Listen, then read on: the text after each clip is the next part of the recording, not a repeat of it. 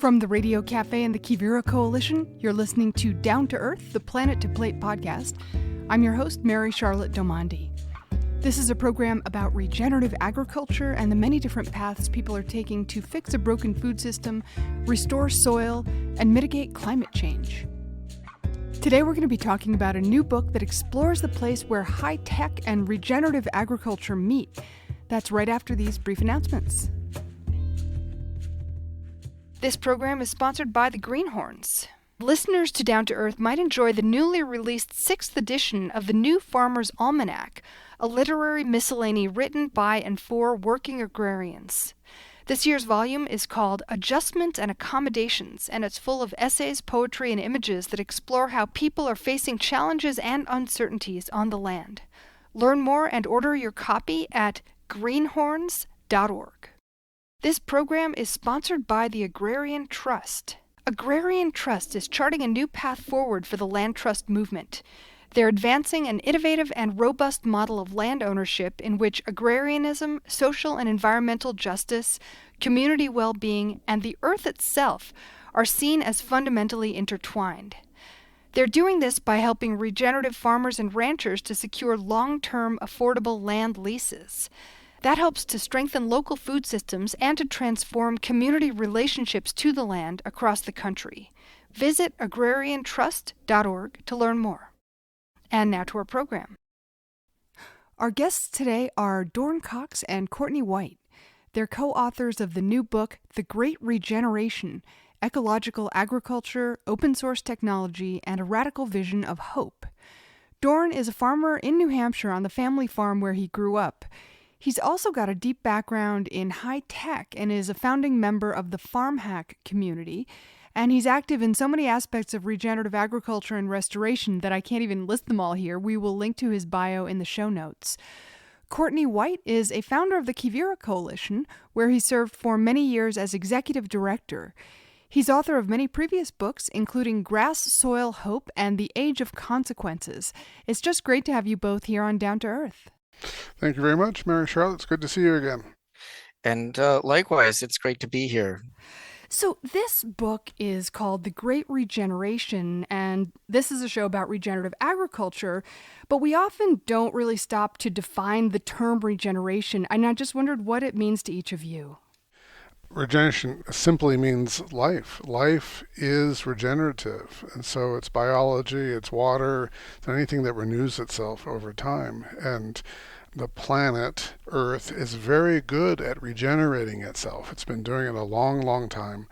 And about 150 years ago, we decided to degenerate a lot of our food and our energy systems, so they weren't renewable in a biological sense.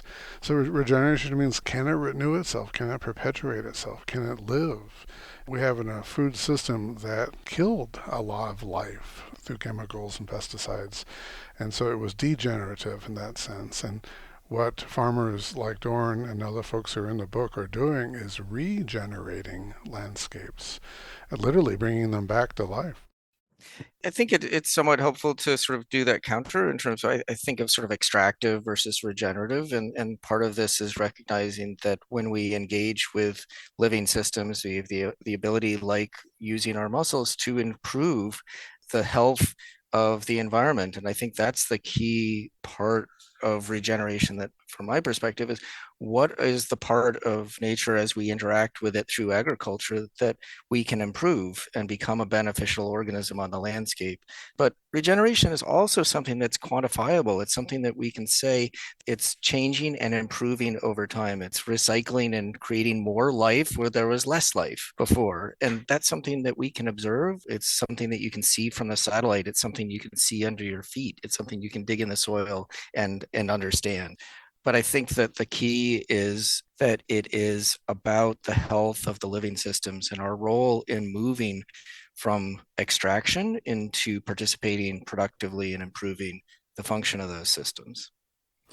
I'd love to hear how each of you found yourselves in the world of regenerative agriculture. I know, Dorn, you have a story where your parents were kind of like back to the land farmers.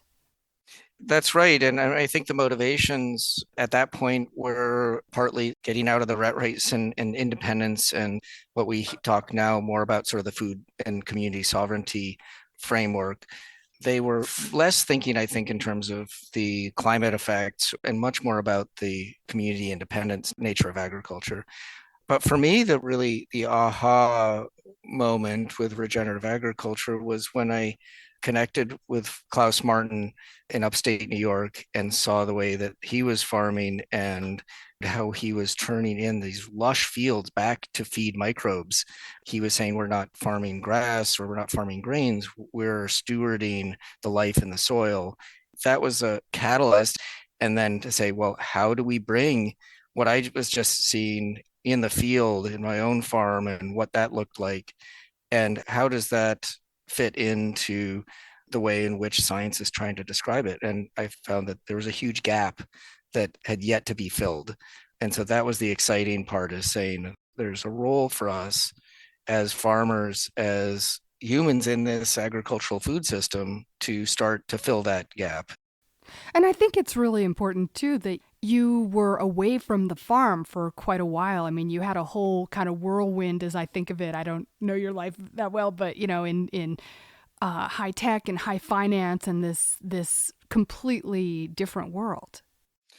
Yeah, in fact, I mean, that was part of my journey. I did go to school for agriculture, but international agriculture, and recognizing the role of agriculture in development. Most of what was being taught at that point was counterproductive. The Green Revolution was what was being taught, which was like export oriented agriculture, high input agriculture, very low diversity. And the data had come in right when I was graduating that this was counterproductive. So I did go into other areas partly to understand the forces that were at play that were really driving us in this other direction. And that brought me back to my family's farm. Courtney, how did you get into agriculture? Well, a very different journey. My background is I'm a city boy. I grew up in Phoenix. I'm older than Dorn. Back in the 90s and 80s and 90s, I was concerned about environmental issues mostly.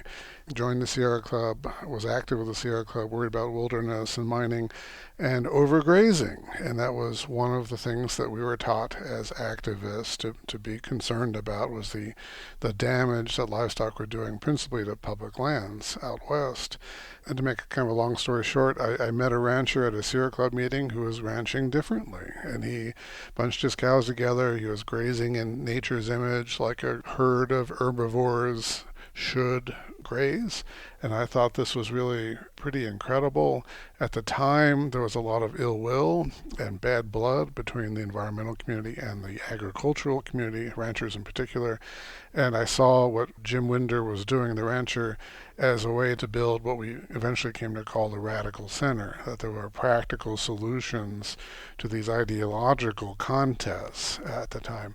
And so Jim and I and another conservationist, Barbara Johnson, started talking about how do we wade into this? How do we, it's not just practices on the ground, but also this larger picture of how do we start to collaborate in these landscapes. And the idea of the radical center is very simply that let's discuss what we have in common as opposed to fighting over what we have in difference. And I think about the context today where we fight over a lot now. Back in the 90s, we were just trying to build our kind of little group around what we would call best management practices for ranchers. I never expected to get into agriculture. At the time, we were focused on livestock. And eventually, we ended up running a ranch ourselves, producing grass-fed beef. Climate concerns came in. And then to what Dorn was just saying, I became aware that there actually are two levels of management here. So we were worried about cows on grass. That's above ground management, but there was all this other stuff going on below ground. And I realized that we needed to start talking about below ground management, which is microbes and carbon and all the things that I hadn't thought about for a long time. And my personal hero are microbiologists. They have taught us so much about what's going on below the ground. And once we kind of figured all that out, we shifted the organization, this is the Quivira Coalition, to looking at more about carbon farming and carbon ranching for sequestering atmospheric carbon in soils. And the term regenerative agriculture, we were calling it a lot of other things. But then that umbrella of regenerative agriculture, which covers farming and ranching and so much more now, really came to the fore about then. Yeah, and I wanted to acknowledge the role that Quivira Coalition and that framing that we're in this together, that agriculture is this shared endeavor that is not just about producing what you're selling off your farm, whether it's food, fiber, or energy. It's really about that stewardship that is not just the producers. Those land stewards are part of agriculture, but there are others who have an interest in management of the landscape that can come together to support that transformation. And this was part of the movement from not just sustainability, but how can we actually improve that landscape together. It just felt like I'd found my people. And also that it was a wonderful place to be able to look out to a group and say, look, we have this incredible abundance of surplus carbon that could be in the soil and feeding animals and microbes rather than just this great pollutant. It's actually the building blocks of life. And I felt like that was a community that actually had the skills to take those concepts and then translate that into practice in communities and cultures and food. So when you say this abundance of carbon, you're talking about the excess emissions in the atmosphere and drawing them back down into the earth? Exactly. So it's an imbalance right now. The extraction of carbon from millions and billions of years of plant growth is now in the atmosphere. And so reframing our role in terms of how can we enhance the abundance of life to suck that carbon out of the atmosphere and put it into life, into biodiversity, into food, into our living forests and pastures. And we know we can do that. We have examples of that. And organizations like Quivira Coalition create examples of what that looks like from a cultural practice. When Dorn uses the word improve, I think we need to keep in mind that a lot of these landscapes are damaged. And so out west, we've had a lot of overgrazing and heavy use going way back, decades and decades. And so when you damage healthy soil by overgrazing or by plowing, a lot of that stored carbon gets returned to the atmosphere. So when Dorn says improvement, it means it's not just building on healthy soil, but actually restoring damaged soil. And the damage isn't just on Western landscapes, it's all over the world. It's either the United Nations or the IPCC has identified 40% of the planet, the terrestrial planet, as fully degraded and rising. And what we tend to forget here in the United States, that affects 2 to 2.5 billion people, mostly somewhere else, right? And so you've got land degradation in Africa, you've got drought management, and so this is not just a overgrazing in the West. It's a global problem of hard use plus changing conditions, drying conditions in many parts of the world, plus the herbicide and pesticide use, the green revolution that Dorn referenced, has all combined to put a lot of these systems, particularly arid and semi-arid systems where a lot of people live, on a decline that is affecting quality of life issues, livelihoods, birth rates. Everything is all flowing from this large amount of extraction that's going on, not just here in the United States, but around the world. And so that's why what Dorn is doing, and what we talk about in the book, has regenerative potential almost anywhere, I think. When you say 40% of the world is degraded, paint a picture. What does that actually look like in different places? So a lot of it is soil erosion.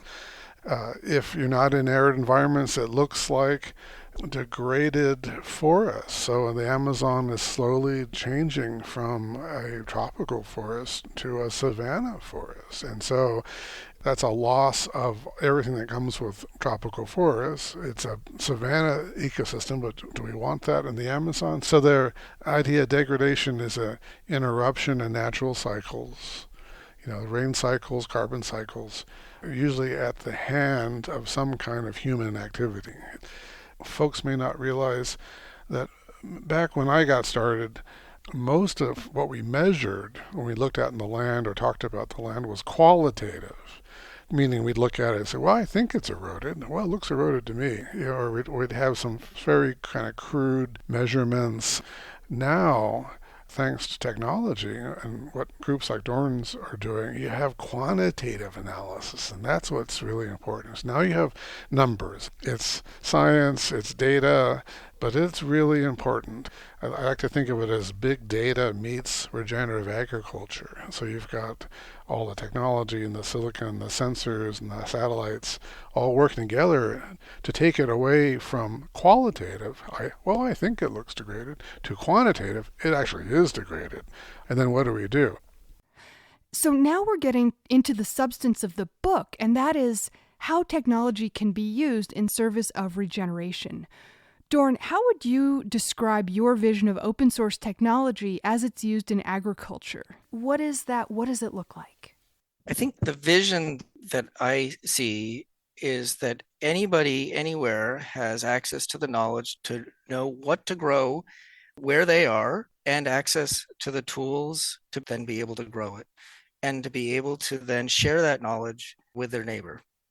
And their neighbor could be down the street or it could be in another part of the world. It could be another part of the world.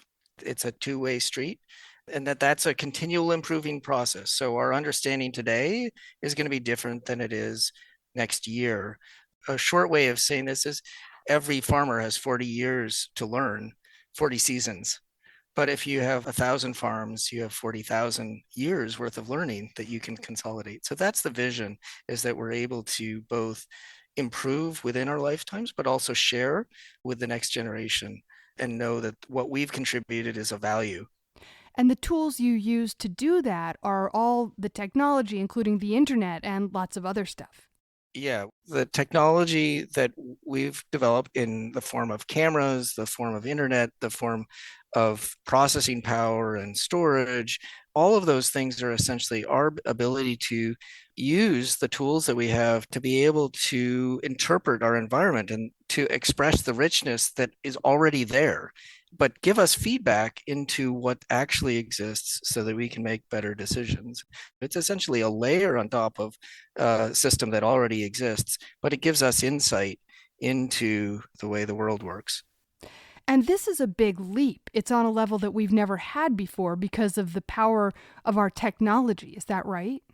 That's exactly true. I mean, we have the ability now for people to communicate with pretty much anybody, anywhere on Earth with each other, and to share their observations of their environment with each other in detail. That has never happened in human history before. But I don't want to overstate sort of the technical wow factor there, because I think a lot of what we're trying to recreate is a connection and stories about our relationship with the environment and our ability to sort of culturally assimilate what works where. And so I think we're using this somewhat as a crutch for how do we reconnect with the systems that are actually supporting us, whether we're in an urban or rural environment. We have to catch ourselves at a moment of urgency when those same tools are accelerating that degradation. The same tools to monitor fish populations can also use to wipe them out. We can use drones to save a herd, or we can use it to target a herd. Technology is not neutral. It actually has politics behind it. And that's also a big point of the book, is that it's important the cultural context in which we create and steward and use the technology.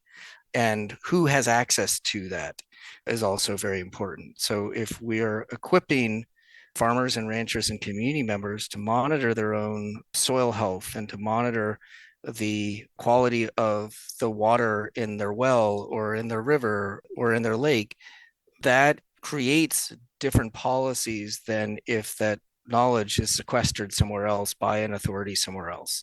And so it's really important as we're thinking about managing the power of these tools to make sure that we're creating systems where we're creating access and equity to the knowledge that they're creating, because that's the other part of this. We can do all these amazing things, but it does no good, or it's counterproductive if it's in the hands of only a few. Yeah, technology is a part of everybody's lives now, and I think folks will understand at a personal level what is a danger and what is helpful. The idea that technology So the Internet of Things hooks us to this larger network, neural network, if you want, where they are watching our every move, which is a negative. The positive would be that how do you take that information and turn it around and improve agriculture so we can all have sustainable, healthy food to eat.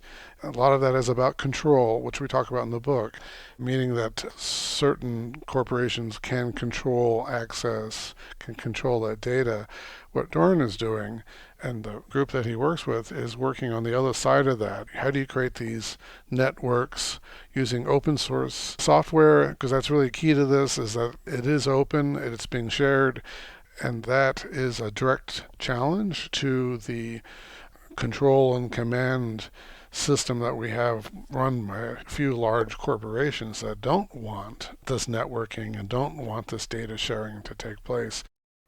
So it's an interesting moment in which we have nature, which is incredibly complex, and a farm system that's based on a kind of oversimplification, which is basically a kind of factory model.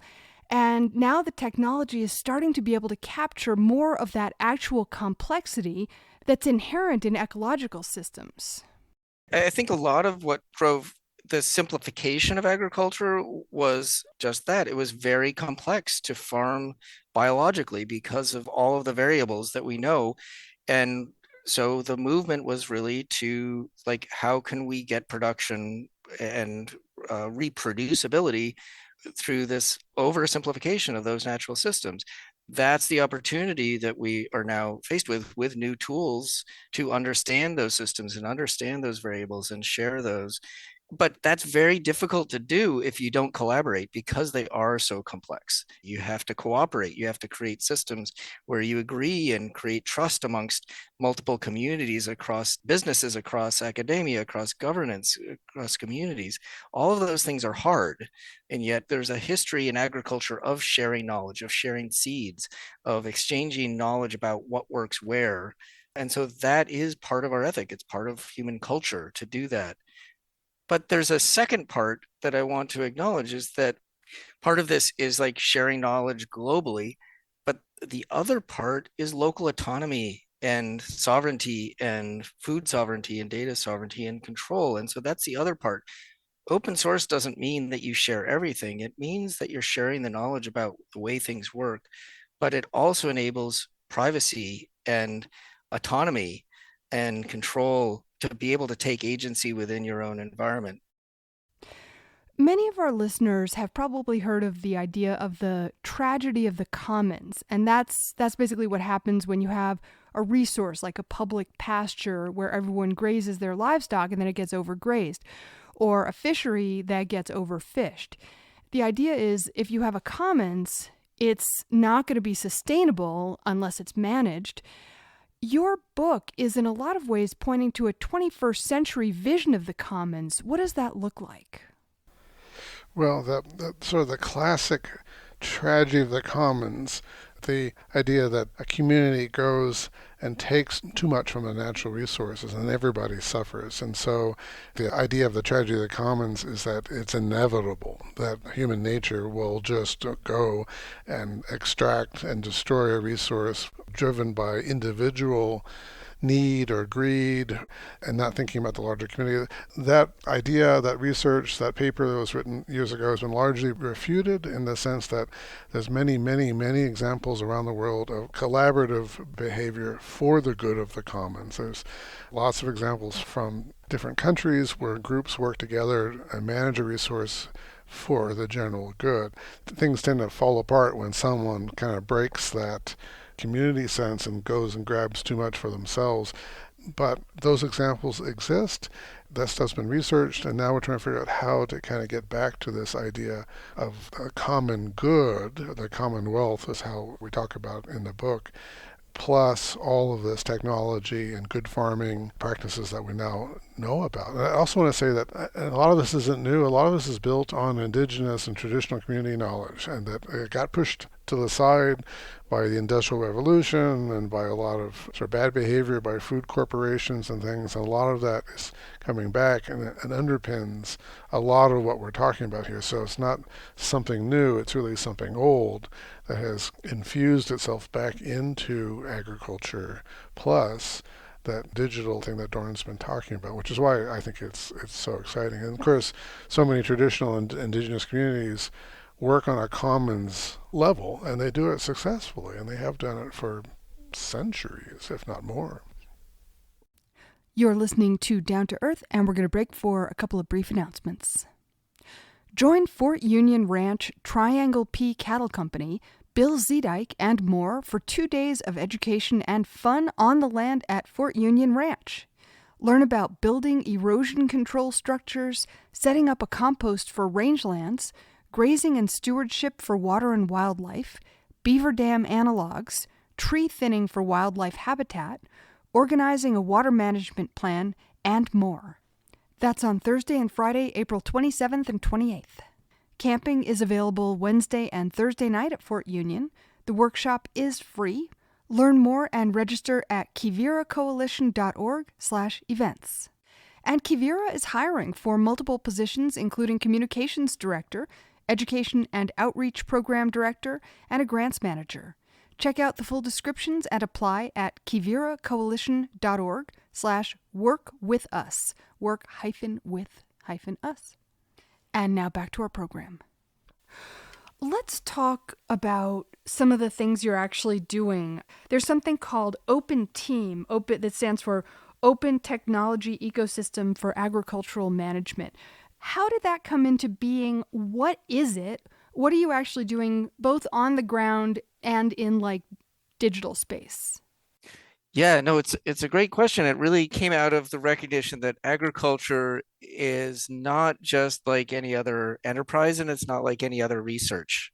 It's a collaborative, multi-generational public science, and a recognition that a lot of the systems to share and understand information about agriculture, whether it's the commercial side of it or the science side or climate science, we're really falling short. And so in about 2019, a group of about 12 organizations came together to say, well, what would it look like to build a collaborative structure that recognizes the large-scale interoperability that's necessary from individual farmers and ranchers and their needs to government agencies, to food companies, to research universities, to multinational NGOs and climate scientists. What does it look like when they all have a piece of that? And so that's essentially was the formation of Open Team. And the acronym was open because it needs to be trusted, because we have a host of tools and technologies that are just incredibly powerful, but they actually don't work together individually. They work together as a community, like an ecosystem. And it's actually about the people that make those tools work together. And none of this is any good if we can't turn it into action on the ground. So management means applying that in the hands of producers. So this is very much oriented around not just blue sky research, but how do we create and use the available tools and get them in the hands of people who can take action with them in the field. And so that was the formation of Open Team. It's now grown to more than 65 organizations that are partnering on a much larger project. And so we now act as the convener, the community facilitator, and the technology steward for those organizations. We're also building on a model of something that is much older. For me, I only just came to realize that so much of what our ambitions have been with Open Team have their roots in the vision of what the FAO was coming out of World War II. FAO? Yeah, the Food and Agriculture Organization with the UN. So it's kind of a modern take on what the vision was for FAO at the time, which was to equip countries that were coming out of World War II with the best possible knowledge about their soils and agricultural tools and technologies to create independent agricultural-based economies that were resilient. they were equipped at the time with, the best technology was really printing presses. So they created bibliographies and pamphlets and articles. We have a whole different set of tools and technologies, from AI and remote sensing satellite imagery and the ability to share digital images and soil sensors globally instantly. The FAO at the time had an ambition of mapping all of the world's soils and making them freely available to everybody. We're now on the cusp of being able to do that with the collaborative effort of projects like OpenTeam. When you talk about putting tools in the hands of people, what do you mean by tools? Like what kind of tools?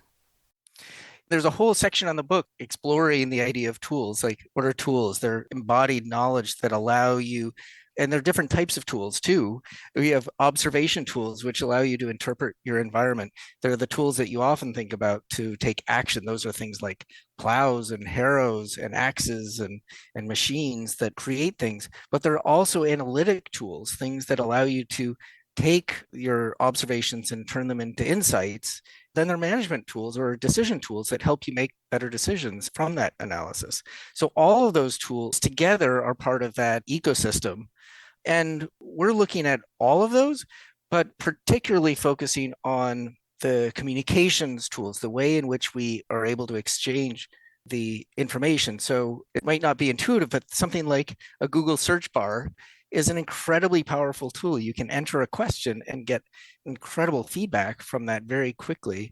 And that's the kind of thing that we're looking at, but expanding it into this open ecosystem and connecting people with access to knowledge that they trust. So again, this is not a new idea. This is really the foundation of what the USDA was trying to do with its land grant colleges and networks of extension people coming out of the Civil War. This is just a new take. And so we have examples of what that looks like now with things like the Land Potential Knowledge System. It's a simple free application that can tell you with your GPS location the soils that you're standing on. And if it doesn't have really recent information about the soils, it connects you with the tools to be able to fill in that information, to be able to, how do you measure and describe the soils that you are on anywhere on Earth, and then connect you with others who are doing the same if you so choose. Things like the Farmer's Coffee Shop can allow you to anonymously share and benchmark your own farm or ranch's soils performance or your production or prices or costs with others. The farmOS record keeping system allows you to enter your data once and use it many times to share with your extension agent or with your certifier if you're doing food safety certification, or share with your neighbor. Is there any analogous system in perhaps another industry that people might know that works across so many different kind of knowledge domains and brings them together the way you guys are doing? Well, I mean, I think so much of what the social network systems are doing have been based on some of the same architectures, or even some of the sharing economy that's been led by Silicon Valley that allows you to find a ride from somebody, or to share a car or a house. All of these things are based on making parts of what's around us that's invisible visible. But I think the difference here is treating this rather like a utility. An Uber driver, for example, isn't able to connect with another Uber driver. It's not designed to create community.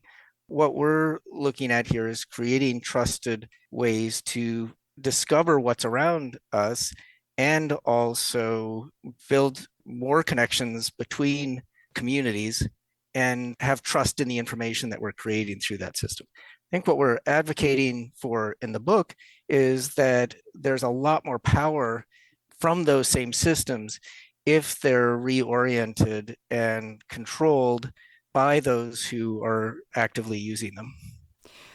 What is the learning curve? What does that look like for people who aren't fluent in the language of technology and all the things that you've been doing for, a large part of your life?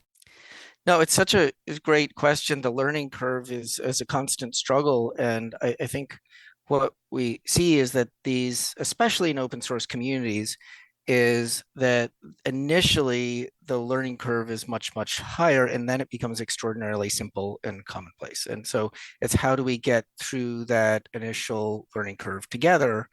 And I mean, this is a philosophical piece of the puzzle for the open ag technology community, is that we don't want to build dependence on the technology. We actually want to use the technology to create independence and embed the knowledge in community so we don't have to actively use the technology. But ultimately, like I said, if it's designed really well, a search bar is very intuitive to use. And so that's our goal, is to create tools that are so intuitive that it doesn't take you away from your environment, but enhances your experience of being out in the field with the animals or with the process of observing the land that you're actually managing rather than sitting on a computer screen. So part of our goal here is actually to free people from technology. One of the things that you write about in the book is about access to knowledge and this idea that everybody has the right to access good information, good knowledge. And one could argue right now that everybody who owns a smartphone or a computer has access to all the world's knowledge, but it's a giant uncurated mess with lots of misinformation, lots of poor information. And so there has to be, in what you're doing, a kind of curatorial piece of it. And I mean, the whole nature of this giant decentralized thing is that there's not going to be one person like Dorn Cox sitting in New Hampshire doing this. So how does the curation part work? Yeah, no, that's exactly right. And that's one of the great challenges we have is actually creating a system that elevates truth and trust. And that's a big part of why we think the architecture for this needs to be open, and that it's built on collaboration where you can create essentially that peer review process to elevate and create third-party attestations for what's true and be able to attach those observations and that trust to those claims. But increasingly, this is important for buyers of agricultural products. They want to know that the products that came off the farm were produced with certain social practices, environmental practices, soil health management outcomes, biodiversity attributes, all those things. The other thing is other people who come in and observe, who are visiting, who can add their observation to your claim to increase its confidence. And so this is kind of like the rating system that happens for all sorts of other parts of the internet, but with a little bit more consequence, I would say. And I think there's an opportunity here also to build that peer review structure into the process of science. This is a big part of what peer review is, right? Is sort of that critical eye on papers and research that is published. I think this is an opportunity to take that a step further, and where we're building essentially a registry of observations about the environment, about agriculture, that we can collaboratively add to over time. And I don't think it's too different than collaborative mapping, right? We're mapping the sea floor right now. We're mapping the universe. That's an incredibly collaborative effort. And so it's very similar to what we're talking about doing here. So I think there's a tremendous potential for increased trust actually in the knowledge that we're getting through this system. When, for example, Facebook started, it was in a dorm room and then some college students and then more college students. And next thing you know, it's like billions of people were signed on to this thing. Do you imagine this concept growing into something that farmers and agriculturalists and land managers and land stewards all over the world are all using in that kind of mass sharing way? Yes, I do. I think it is ubiquitous. And I also think that what we're doing is describing something that's already happening and already has happened. It's as old as agriculture, as old as language. We've been recording observations about agriculture as far back as ancient Egypt. You know, the documentation of the seed drill with Jethro Tull was, and publishing how it worked was part of that journey for all of us collectively. What I think the difference now is that we can possibly do it more quickly and more accurately and at far lower cost. So I feel like this idea is not particularly innovative, just an observation that with the urgency around the climate crisis and reduced biodiversity and environmental degradation, there's an opportunity to accelerate and a demand to accelerate our understanding of these systems and use it for regenerative purposes. Talk about some of the success stories about these new ways of working, which you've been doing on your own farm. The example in our own farm was the ability to, through these networks, to be able to access folks who are developing grain varieties that are going to work in the Northeast, where we have not been growing grain really productively for more than 100 years, and be able to see within the matter of just a few years move from a lot of crop failure to not only thriving varieties that are working well here, but a growing local economy around that. So we have now businesses that are based on those varieties that were made possible because we were able to connect with others in other parts of the country and other parts of the world, bring them here, localize them, and now being incorporated into not only direct sale grains, but also into new products. In our area, there's a lot of brewing that's going on, but also a lot of culinary grains in bakeries that are really based on these new local grains that 10 years ago didn't exist. What do you grow on your own farm? We're highly diverse. You'd say if we were to do our books, there'd be over 100 line items of different things that we grow, but we do a lot of perennials, high bush blueberries, where we graze sheep and silver pasture, also forestry and hay and timber, and market gardens. We run a number of high tunnels, as well as grains and oil seeds. And particularly, we're proud of the work we've been doing with flint corn and working with a local tortilla company to make masa that both goes into tortillas and chips as well. That's one of our favorite things that we grow. Is the example you just gave about grains from your own farm? Oh, absolutely. Yeah. And in fact, we're working very closely, particularly with the flint corn, to both understand the history, the cultural history here with that flint corn with the Narragansett tribes and Wabanaki around here, but also bringing in some of the winter wheat varieties that we're incorporating into our grain repertoire.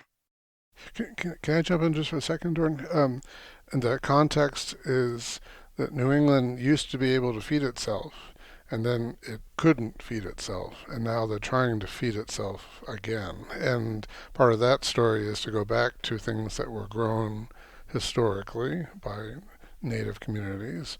Now that was pushed away by industrial agriculture.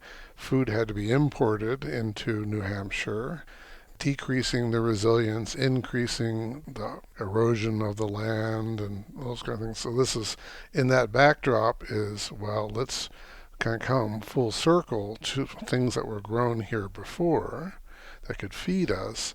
Now we have the ability to document and analyze and experiment and adjust and grow the food that we want, thanks to all of this collaborative data sharing.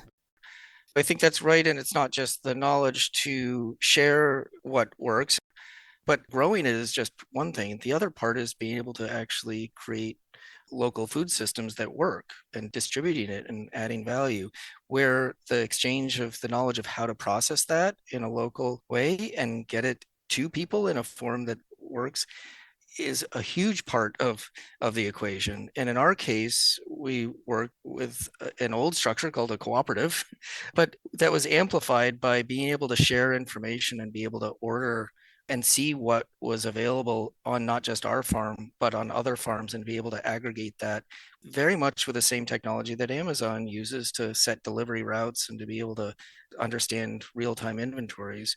We can start to share that with our customers, restaurants and hospitals and schools and institutions.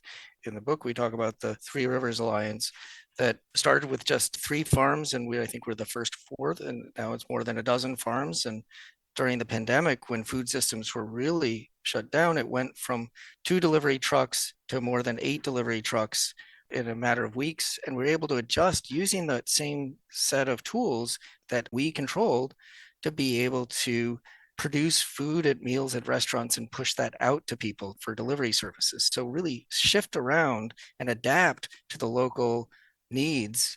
In this case, the pandemic environment but it was an adaptive system. And that's where the open source tools and our ability to control how they're used is so important.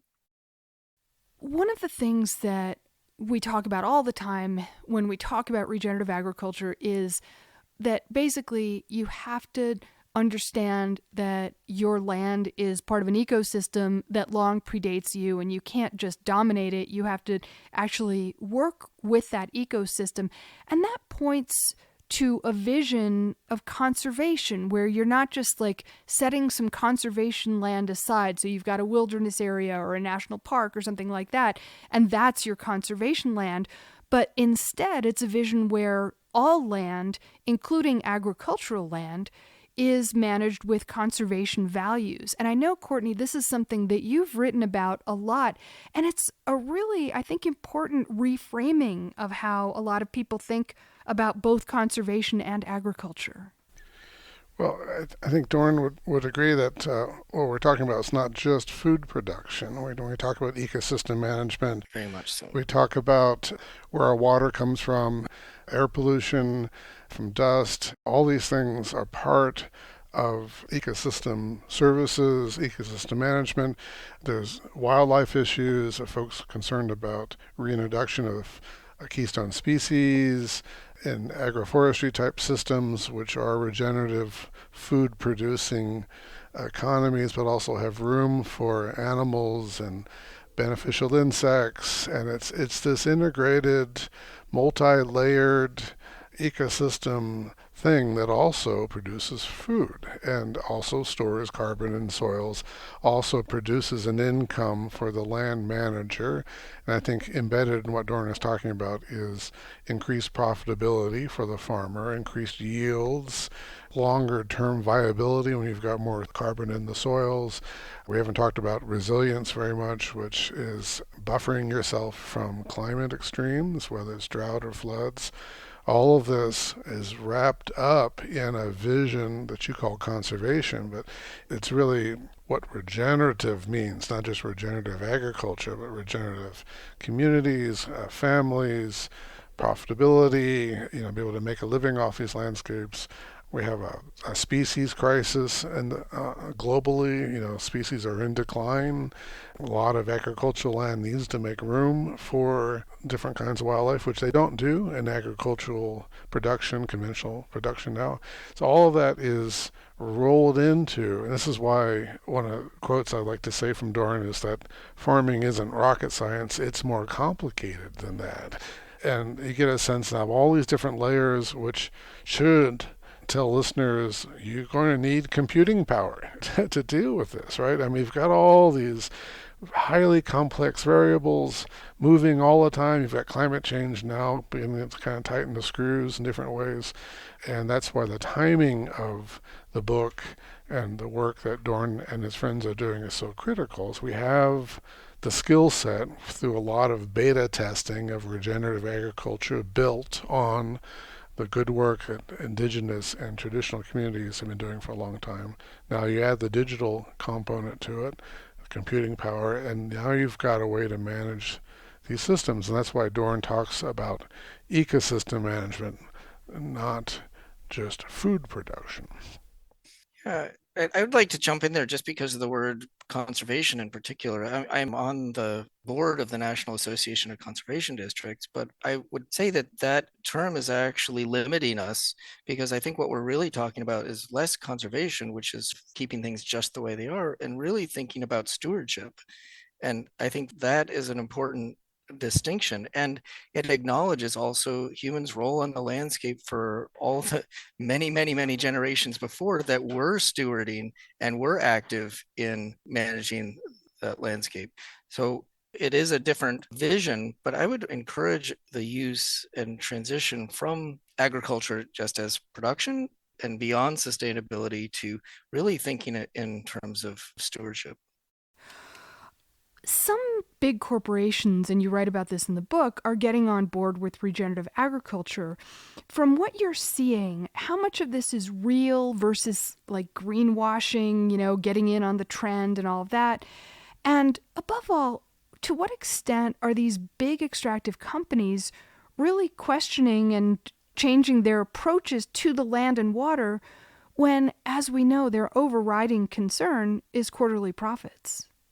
Yeah, I mean, I think that all of those things are true, and I've seen it in corporate culture, both the greenwashing, but also the existential threat to their own business because it is based on soil and there's a need to change and the costs are rising and they are subject to climate change just like everybody else. So I think it is both some short-term sort of marketing and also that marketing doesn't actually change the reality on the ground of their production system, the costs that are involved in maintaining their status quo even. So you can bluff through this, but they are living in the same corporations as entities, and the people running them are running and living in the same world we are. And nature doesn't care a bit about your current marketing campaign. So it is a bit of both. I'm also seeing some encouraging signs because of our ability to quantify outcomes and the ability to hold accountable corporate claims. We are able to do that in a way that was much more difficult 10, 15 years ago. And so I think that's part of what's happening. You know, a lot of corporations are worried about the requirements on climate reporting. And there's lots of debate about the methodology, but the fact is that it does have to be measured, and the greenwashing claims are going to be harder and harder to sustain over time. There's also the reality that so much of agriculture is in the hands of large conglomerates, and really the worst ones are ruining the soil and dumping waste into the water and so on and so on, things that you've talked about. Do you see the way of working that you're talking about as a way to disrupt that system in some way, or as a model to kind of shine the way when that way of working just breaks down? Yeah, I think the Bucky Fuller model applies here is that we can make that model obsolete. And it's not that it's a clean transition. I think there is a growing of a system that interacts with the current system and merging towards something that's not all small scale agroecology or all large scale commodity crop production. It's a agroecology being applied at large scales and smaller enterprises growing into community scale production and larger scale cooperatives. So scaling through collaboration rather than just simply competition is something that I think is part of the pathway forward, and I think has a lot of history to support it. So we're looking at really big changes in the way food is grown and distributed.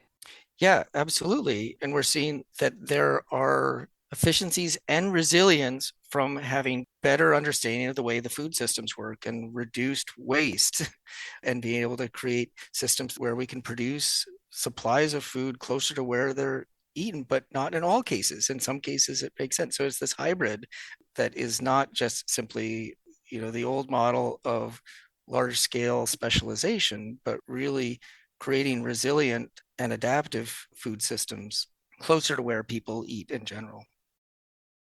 One of the things in the book that you lay out is the whole question of abundance as opposed to scarcity, and the place where nature and people work together, where water and energy are available and abundant. And that kind of goes against the narrative about how people are ruining everything. But there's also another abundance narrative, which is not what you're saying, which is, oh, everything is just fine. Trust the free market. We'll have lots of abundance. Not at all. Talk about your vision of abundance. Yeah, it's a great question. And it's a little bit of a sticky conversation too, because the idea isn't that everybody has abundance now, or that if we just let things go, that everybody has equal access to our natural resources. It's more to say, if we were to look at our planet from the outside, if we were to discover it and look at the available resources that we have collectively, we have an incredible abundance that can more than adequately supply enough for all that are living here now. And that means, as you said, a stable climate that supports life, the incredible biodiversity that allows forms of life pretty much anywhere on Earth, the abundant atmospheric water we're seeing that you can access, sunlight, nitrogen. These are all things that pretty much anybody anywhere on Earth can access. And yet the question is, how do we translate that into abundant life where you are? And what are the limitations to do that? So that's a sort of a reframing. It's not saying if we just allow for the rampant extraction of the easily mined resources, but how do we actually use that abundance that's around us to create actual living abundance where there wasn't some before? And so it's a challenge. It's not saying that we've achieved it, but it is saying that it is possible. And that's sort of what the attempt of those chapters to do, is to lay out what some of those sources are and how they might be used and reframed. And like, for example, solar energy is part of this. Exactly. Solar energy, and increasingly, it wasn't in the book, but geothermal energy, likewise. These are things that are accessible pretty much anywhere on Earth. Again, not to be focused on the technology, but this is recently profiled water extractors that work anywhere on Earth. There's abundant atmospheric water that can be turned into drinking water anywhere on Earth, very similar to a solar panel. So these are the things, again, recognizing what's around us that is abundant. And I think that's the key thing. Often we treat what is abundant, like sharing knowledge, as really scarce. Like there's very little cost for us to actually share, but we treat it like it's this valuable, scarce resource. Whereas we're treating clean water like it's abundant when it isn't, where it's abundant in the atmosphere, but it's not abundant in the aquifer, for example. So accurately describing the resources that we have at hand, I think, is important in making good decisions. Well, there's much more to talk about, but we'll leave it there for now. The book is called The Great Regeneration: Ecological Agriculture, Open Source Technology, and a Radical Vision of Hope. And it's coming out just this month, published by Chelsea Green. We will link to that in the show notes. Dorn Cox and Courtney White, thank you so much for being with us. Thank you. A great pleasure. Thank you so much. And before we go, a couple of quick announcements. The Colorado Coalition to Enhance Working Lands Annual Summit is taking place on March 23rd in Denver, Colorado, co-hosted by Colorado State University's Soil Carbon Solutions Center. This will be a free day-long event where folks can continue sharing, building, and strengthening our networks, practices, and communication. You can register at the website cocewl.org. Join Quivira Coalition and Reunity Resources in Ocate, New Mexico to learn how to build a no-turn aerated static pile compost system. Divert manure, food, and green waste from the landfill and transform it into a valuable soil amendment. More information at quiviracoalition.org/events. And as always, Quivira, Quivira. You've been listening to Down to Earth. We would love it if you would support this program, which you can do by going to patreon.com/down-to-earth planet to plate, where you can sign up for as little as $3. Patreon is Patreon. And also please rate and review the podcast on Apple Podcasts or wherever you get your podcasts. The Quivira Coalition is a not-for-profit and a community network of ranchers, farmers, conservationists, scientists, educators, and many others dedicated to regenerative practices that produce healthy food, support meaningful livelihoods, sustain biodiversity, and remedy the impacts of climate change. To learn more about Quivira and how you can support their work, visit quiviracoalition.org, Quivira. And finally, this show is a production with the Radio Cafe. You can check out radiocafe.org to hear back episodes of this show and also find all kinds of other shows on a wide variety of topics as well. Thanks for listening, and we'll see you next time.